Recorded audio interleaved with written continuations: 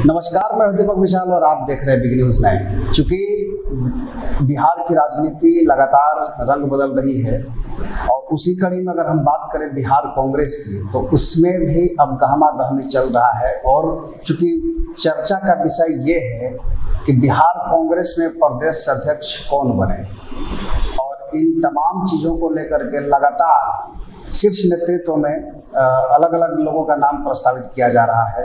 हालांकि इस बार 3 ऐसे नाम हैं जिनको प्रस्तावित किया गया है बिहार कांग्रेस अध्यक्ष के लिए। इसमें पहला नाम आता है मीरा कुमार, जो कि सासाराम से सांसद भी रही हैं और लोकसभा स्पीकर भी रही हैं। उनकी छवि साफ सुथरा नेता में गिनती किया जाता है। दूसरा तारिक अनवर है, जो अल्पसंख्यकों का नेता माने जाते हैं। तीसरा अगर हम बात करें तो निखिल भी एक नाम आता है, जो इससे पहले औरंगाबाद से सांसद भी रहे हैं और स्वर्ण वर्ग से आते हैं। इनका भी नाम प्रस्तावित किया गया है और ये 3 नाम जो है वो शीर्ष नेतृत्व पर भेजा गया है। अब देखना ये है कि इन तीनों में से कौन बिहार कांग्रेस का कमान संभालता है। क्योंकि बिहार की जो राजनीति है, कांग्रेस उसमें धीरे धीरे होशिये पर जाती हुई नजर आ रही थी। इसको लेकर के यहाँ की जो नेतृत्व की बदलाव करने की बातें कही जा रही है वो हो रही है। तो इस बात पर चर्चा करने के लिए हमारे साथ आज मौजूद हैं आलोक आजाद जी, और हम इसी बात पर चर्चा करेंगे। बहुत बहुत स्वागत है आलोक जी। जी धन्यवाद। क्या लगता है, जिस तरह से कांग्रेस में और बिहार के कांग्रेस में लगातार जो उठापटक की स्थिति है, इसमें जो ये 3 नाम प्रस्तावित किए गए हैं, इनमें से किनकी दावेदारी लगती है? ऐसा क्या लगता है कि कौन नाम सबसे बेहतर साबित होगा? जी बिल्कुल, कांग्रेस का जो इतिहास रहा है, कांग्रेस ने जब तक देश पे शासन किया है तब तक उसका समीकरण डीएम का रहा है। मतलब कि देश, भारत के दलित और भारत के मुसलमान जब तक एकजुट होकर कांग्रेस के साथ रहे, तब तक इस कांग्रेस पार्टी ने देश पर और बिहार पे शासन किया है। और जब से ये गठबंधन टूटा है, दलितों का मोह भंग हुआ है कांग्रेस से और मुस्लिमों का मोह भंग हुआ है, तब से कांग्रेस लगातार हाशिए पे चली जा रही है। ये देश में भी हुआ है और बिहार में भी हुआ है। मैं बिहार के संदर्भ में बताना चाहूंगा आपको। बिहार में 1985 के पहले विधानसभा में 48 सीटें आरक्षित हुआ करती थी। बिल्कुल 48 में 48 सीटें कांग्रेस के पास हुआ करती थी। उस समय कांग्रेस काफी मजबूत स्थिति में थी। लेकिन 1985 के बाद कांग्रेस बिहार की राजनीति में हाशिए पर जाने लगी। तो 1985 का जो चुनाव हुआ उसमें 48 में से 33 सीट पर कांग्रेस रही। माफ कीजिएगा, 1985 के पहले 48 में से 48 रहा, लास्ट में 48 में 33 रहा। 33। और जब 1985 के बाद जो चुनाव हुआ उसके बाद 48 में 18 सीट पे कांग्रेस आ गई। मतलब दलित सीट कांग्रेस के प्रभाव से लगातार जाते रहे, बाहर निकलते रहे और दूसरे दलों का उस पर कब्जा होता रहा। सिर्फ जो दलित ही नहीं, मेरे ख्याल से आलोक जी के मुसलमान भी थे, वो जो कांग्रेस के पाला से छिटकना शुरू हो गए थे। जी बिल्कुल, बिहार का जो सीमांचल इलाका है या बिहार के और भी इलाके जो सारण के इलाके हैं, तिरहुत का कुछ इलाका है जहां मुस्लिम आबादी भरपूर है, बिना मुस्लिमों के वोट के विधायक या सांसद नहीं बन सकते हैं, वहां भी कुछ ऐसी ही स्थिति रही है। और 1985 के बाद जो कांग्रेस की राजनीति में काफी बदलाव आता गया, दलित और मुस्लिम का लगातार मोह भंग होता गया और विभिन्न पार्ट में दलित भी बट गए और मुस्लिम भी बट गया। एक चीज और यहाँ पे देखने को मिलती है कि जो अभी आपने कहा कि दलित और मुस्लिम दोनों बढ़ते चले गए, इसका मेन कारण क्या रहा? क्योंकि कहीं ना कहीं हम देखते हैं कि जब लालू प्रसाद यादव का उदय हुआ, रामविलास पासवान का उदय हुआ, नीतीश कुमार का उदय हुआ, इन तीनों को जब बिहार की राजनीति में उदय हुआ, तब से धीरे धीरे कांग्रेस कहीं ना कहीं जो दलित समूह की बात कर रहे हैं आप, मुसलमान की बात कर रहे हैं आप, ये दलित और मुसलमान कांग्रेस के पाला से छिटकना शुरू हो गए। क्या ये वजह भी रहा था? जी बिल्कुल, लालू जी के उदय के बाद बिहार की राजनीति काफी बदली है।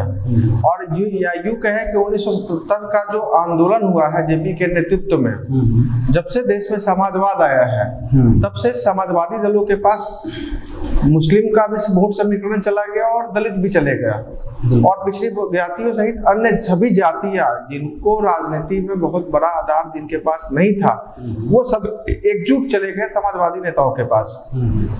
बिहार में भी एक जब लालू जी सरकार में आए थे 1990 में, तो दलित का बड़ा आधार, मुस्लिम का बड़ा आधार, बैकवर्ड की जातियां, अति पिछड़ी की जातियां, सभी जातियों के सामूहिक समर्थन और सम्मिश्रण से लालू जी को काफी मजबूती दिया था।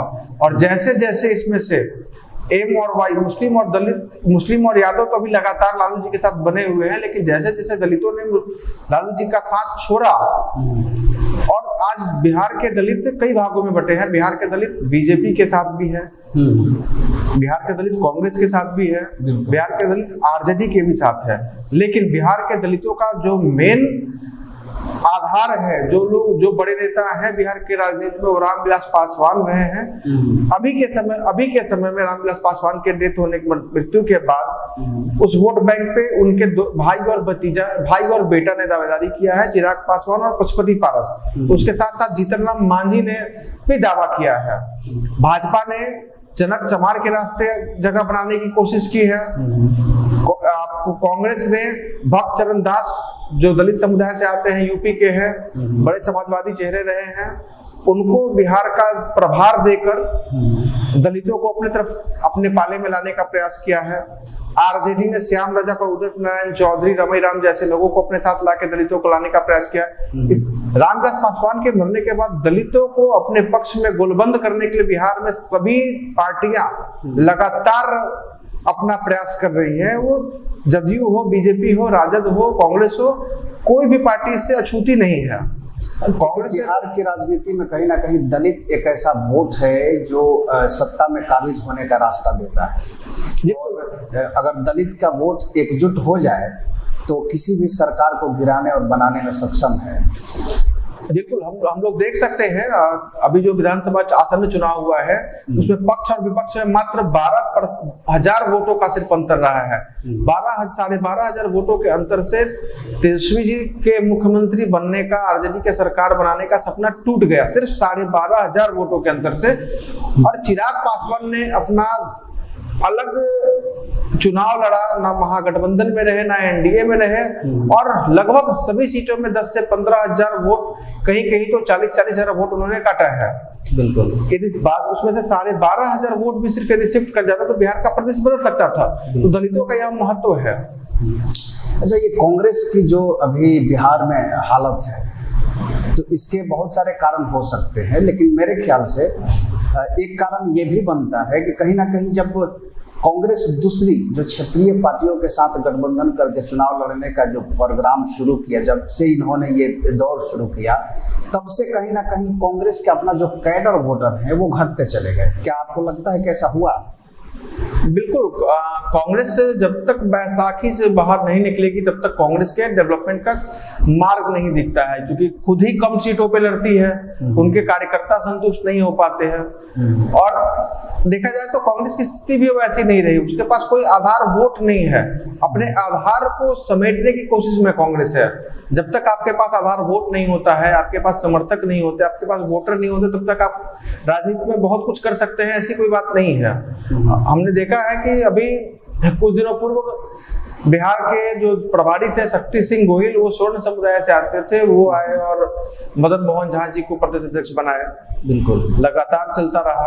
अभी कुछ दिनों पूर्व बदलाव हुआ और एक दलित चेहरे भक्त चरण दास जी को बिहार प्रभारी बना दिया गया। जब से वो आए हैं, पूरे बिहार का सर्वे किए हैं, बिहार के जिलों का उन्होंने दौरा किया है। उस दौरा के बाद जो उन्होंने रिपोर्ट दिया, उसमें उनका ये कहना है कि बिहार में कांग्रेस को यदि सत्ता में लाना है, कांग्रेस को यदि राजनीति के मुख्य धारा में लाना है, ज्यादा से ज्यादा सीटों को जीतना है, तो किसी दलित चेहरे को प्रदेश अध्यक्ष बनाना पड़ेगा। और बिहार, उसके बाद से बिहार में कांग्रेस के लिए खासतौर से दलित राजनीति उबाल में आई हुई है, जबरदस्त उबाल है बिहार के दलित राजनीति का। और सबसे बड़ी बात है, कांग्रेस का अभी तक आधार रहा है, जब भी उन्होंने बिहार किसी राज्य में अपने प्रदेश अध्यक्ष का चुनाव करने की कोशिश की है, तो सर्वसम्मति से 3 नाम कम से कम प्रस्तावित होते हैं आला कमान के पास। उस 3 में से एक नाम को आला कमान सेलेक्ट करती है, चुनती है, और चुनने के बाद उसको प्रदेश अध्यक्ष के रूप में उनकी घोषणा होती है। लेकिन ये पहली बार हुआ है कि नाम सिर्फ एक चुना गया है, जो औरंगाबाद के विधायक है राजेश राम जी कुटुंबा के उन्हीं को प्रदेश के रूप में उनका नाम नोमिनेट हुआ है, बाकी किसी का नाम नहीं है। और इस बार कांग्रेस हर बिहार को 8 भागों में बांट रही है और 8 कार्यकारी प्रदेश अध्यक्ष बनाने की तैयारी है। 25 से ज्यादा अभी तो जैसे नाम देखा जा रहा है, जिस तरह से नाम प्रस्तावित किए गए हैं, उन 3 नाम रखा गया है। मीरा कुमार का नाम रखा गया है, तारिक अनवर का नाम रखा गया है और निखिल कुमार जो है उनका नाम रखा। जी बिल्कुल, तो मैं वही मैं बताना चाह रहा था कि राजेश कुमार का नाम इन्होंने सिंगल नाम प्रस्तावित किया था, जिसका बिहार के सभी जो पुराने कांग्रेसियों ने लगातार विरोध किया, आलाकमान तक विरोध दर्ज किया है। उसमें जो बिहार कांग्रेस के चुनाव प्रभारी राज्यसभा सांसद है अखिलेश सिंह से लेके जितने भी बड़े, विजय शंकर दुबे, प्रेमचंद्र मिश्र से लेकर तमाम जो बड़े नेता हैं ये कांग्रेस के, उन सभी ने आलाकमान के पास विरोध दर्ज किया। जिसके बाद पिछले माह ही प्रदेश अध्यक्ष की नियुक्ति की चर्चा चल रही थी और स्थिति ये थी कि 1-2 घंटे में घोषणा हो जा सकता है या आज और कल में घोषणा होने की स्थिति आ रही थी। मीडिया से लेकर टीवी तक यह चर्चा चल रही थी, लेकिन एक बैग उस पर रोक लग गया, क्योंकि बिहार कांग्रेस के पदाधिकारियों ने लगातार विरोध किया। उन्होंने कहा कि बिहार कांग्रेस का जो भी अध्यक्ष बने वो मजबूत बने, तभी कांग्रेस मजबूत होगी, नहीं तो कांग्रेस की जो स्थिति है उससे भी बुरी स्थिति बिहार में हो जाएगी। उसके बाद रोक दिया गया और रोकने के बाद यह जो नया नाम आया है वो दलित चेहरा के रूप में मीरा कुमार जी का आया, स्वर्ण चेहरा के रूप में निखिल कुमार जी का आया, पूर्व सांसद, पूर्व राज्यपाल का, और मुस्लिम चेहरा के रूप में तारिक अनवर जी का आया, जो पार्टी के राष्ट्रीय महासचिव भी रहे हैं। तीनों के तीनों बड़े चेहरे हैं, देश के बड़े नेता हैं, कोई लोकसभा अध्यक्ष रह चुके हैं, कोई पूर्व केंद्रीय मंत्री हैं और एक राज्यपाल रह चुके हैं।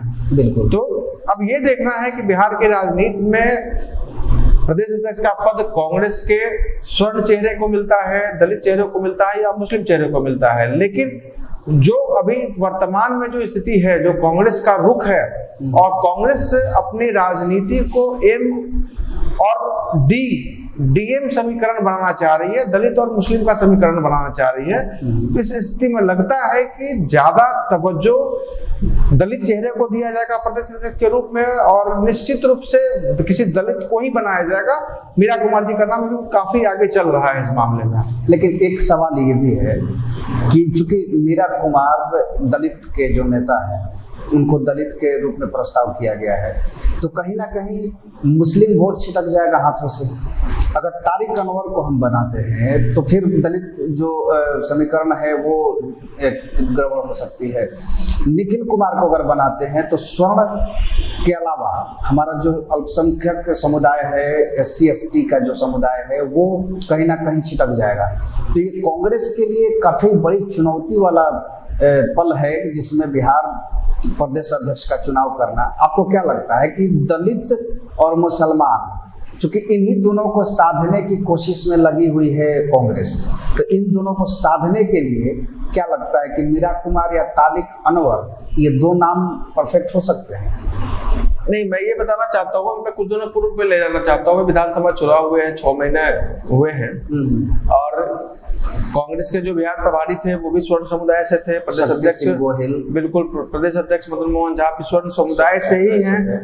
बावजूद विधानसभा चुनाव में स्वर्ण जातियां एनडीए के पक्ष में गोलबंद रही हैं, बिल्कुल यूपीए के पक्ष में स्वर्ण जातियां नहीं रही हैं, जिसका नुकसान यूपीए को झेलना पड़ा है।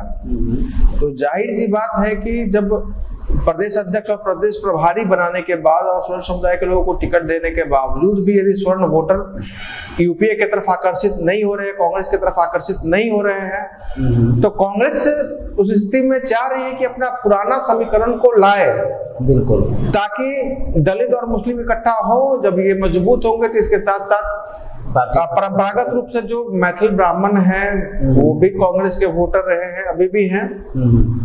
और बिहार में बहुत सारे ब्राह्मण वोट जो है वो कांग्रेस को जाता है, लेकिन वो कैडर वोटर नहीं कह सकते हैं क्योंकि उसमें मिली जुली मिश्रण है। बहुत सारे ब्राह्मण जो है वो एनडीए के साथ हैं, बहुत सारे ब्राह्मण हैं जो कांग्रेस को आज भी समर्थन करते हैं। स्वर्ण की अगर हम बात करें तो 100% ये नहीं कहा जा सकता है कि स्वर्ण एनडीए के पक्ष में है, कांग्रेस के पक्ष में भी स्वर्ण है, लेकिन नेतृत्व किस तरह की होती है सीटों का बंटवारा किस तरह की होती है, जातीय समीकरण के आधार पर ही वो वोटें गिरती हैं। आपको क्या लगता है कि इस बार किस खेमे में, स्वर्ण या दलित कहें या अल्पसंख्यक कहें, ये तीनों नाम प्रस्तावित है, इन तीनों में से किस नाम पर मुहर लगाया जा सकता है, ये क्या संभावनाएं बढ़ रही है? मेरा मानना है कि निश्चित रूप से दलित और मुस्लिम को कांग्रेस लगातार फोकस कर रही है। हम पूर्व में भी मैंने बताया है कि देश की राजनीति में कांग्रेस की पकड़ तब तक मजबूत थी जब मुस्लिम और दलित कांग्रेस के साथ थे। बिहार की राजनीति में कांग्रेस की पकड़ तब तक बनी रही जब तक मुस्लिम और दलित कांग्रेस के साथ रहे। कांग्रेस चाहती है कि मुस्लिम और दलितों को अपने पाले में लाया जाए, और लाने के लिए कभी चिराग पासवान के ऊपर भी कांग्रेस फंदा फेंक रही है गठबंधन में आने के लिए, दलितों के लिए।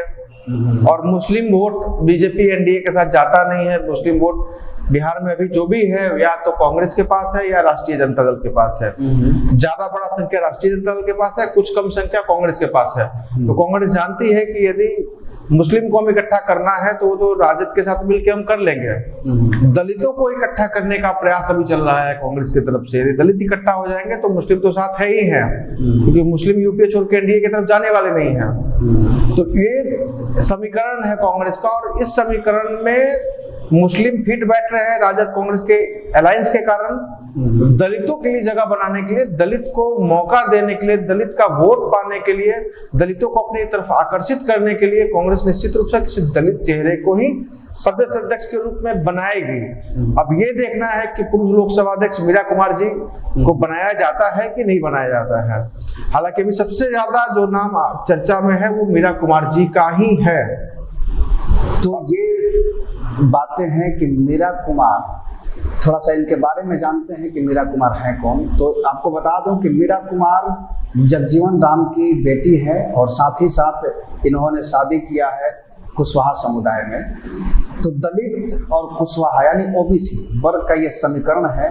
2 बार सासाराम से सांसद रह चुकी हैं, राज्य से इन्होंने लोकसभा स्पीकर भी रही हैं, और काफी साफ छवि के नेता रही हैं। इनका जो व्यक्तित्व है वो काफी साफ छवि के नेता के रूप में किया जाता है, और सभी पार्टियों के जो नेता हैं इनके लोकसभा कार्यकाल में संतुष्ट भी रहे थे।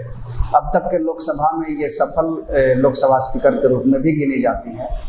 तो इन तमाम बड़े बड़े जो इनके पास उपलब्धियां हैं उनको लेकर के अब ये बिहार की अगर अगुवाई करती है बिहार कांग्रेस की, तो इसमें कहीं दो राय नहीं है कि कांग्रेस में बढ़ोतरी होगी। हालांकि देखना ये है कि क्या इसमें किया जा सकता है। आलोक जी, ये अभी अगर हम लोग जिस हिसाब से बातें कर रहे हैं, मीरा कुमार का नाम प्रबल दिखाई दे रहा है इस पूरे लिस्ट में। मीरा कुमार अगर बनती है तो कितना फायदा होगा कांग्रेस को?